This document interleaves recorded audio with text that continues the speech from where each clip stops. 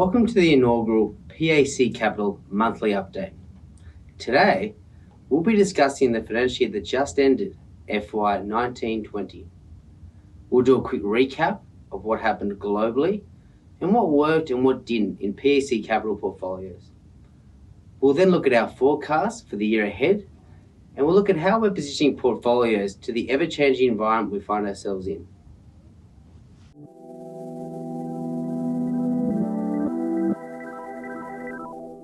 Markets hit all-time highs globally. Then, the COVID crisis hit, and we witnessed the fastest sell-off of all time. Markets were down over 30% across the board and hit record levels of volatility. The Fed intervened and backstopped markets by pumping unprecedented amount of liquidity into markets. We then witnessed one of the most rapid turnarounds and the best quarters in the S&P 500 since the 1980s, with markets back up over 30%. Amongst all the turbulence, we witnessed some major macroeconomic events, including a record level of unemployment, a halt to global trade networks, deteriorating China and America relations, and mass civil unrest. Safe to say, it's a year we'll never forget.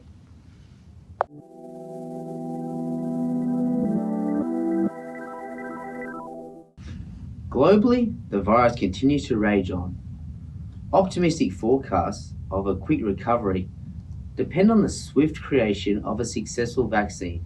However, the ability to contain and treat the virus should improve as we learn to adapt. That being said, the economic impact will be large, with Australia going into its first recession in 28 years. First quarter GDP is expected to contract by around 20%. Beyond this, the impact is dependent on the length and severity of social distancing and lockdown measures. A plausible base case scenario is that restrictions are progressively relaxed over the coming months and mostly removed by year-end, apart from international travel, of course. If this were to occur, then we should expect a subdued impact on confidence and balance sheets, and much of the near-term decline in GDP and employment will be reversed over the next few years. On the other hand, it is possible the outbreak lasts a lot longer than expected, or we see more flare-ups like we're seeing in Victoria at the moment. If such a scenario were to persist into the next year, then there will be more long-lasting impacts into confidence, balance sheets, employment, and GDP. We have done and continue to do our utmost to ensure that we are positioned to whichever scenario does eventuate.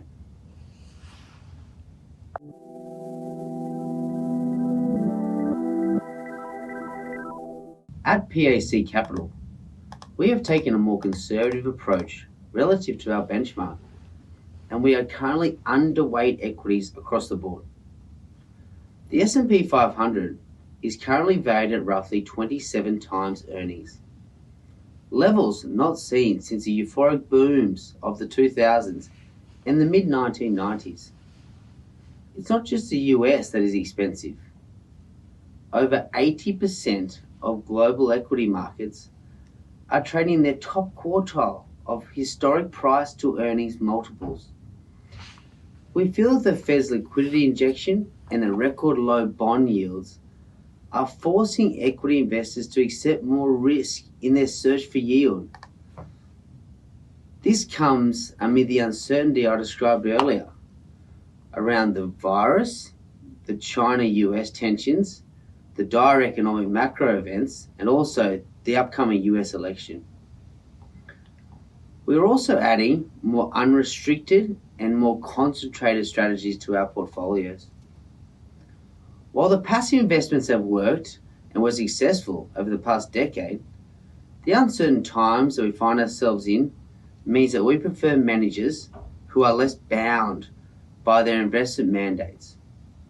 We like managers who have the capacity to make changes quickly in order to be proactive, not reactive, and get ahead of market moving events.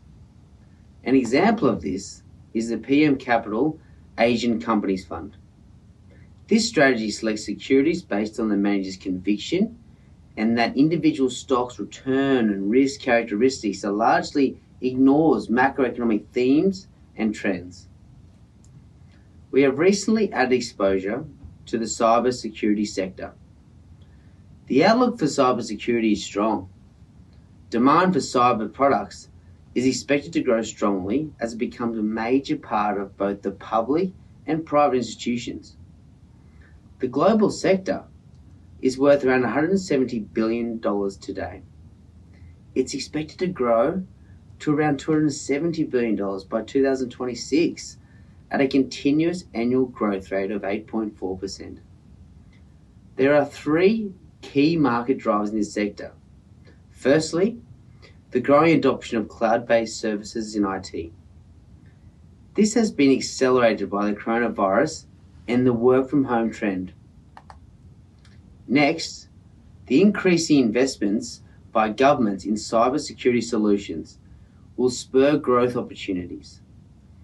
Peter Dutton recently quoted in Australia's cybersecurity strategy report as saying, "Cybersecurity has never been more important to Australia's economic prosperity and national security." Lastly, the growing adoption of e-commerce platforms across the entire economy means businesses of all sizes in most industries will require some form of cybersecurity.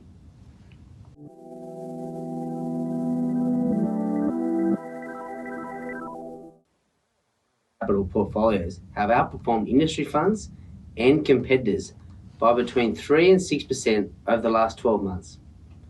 We are very proud of our performance, and the work we are doing is paying off for clients and investors. That contributed to our outperformance was our access to capital raise events in quality companies such as NAB and Lendlease. We also made key strategic moves that contributed to our outperformance, such as increasing our exposure to the Ardea Real Outcome Fund, which performed strongly through the COVID crisis, helping to shield our clients' capital. When markets fell by 30, we fell by 6. Capital preservation is a key focus for us, so this performance is something we are very proud of.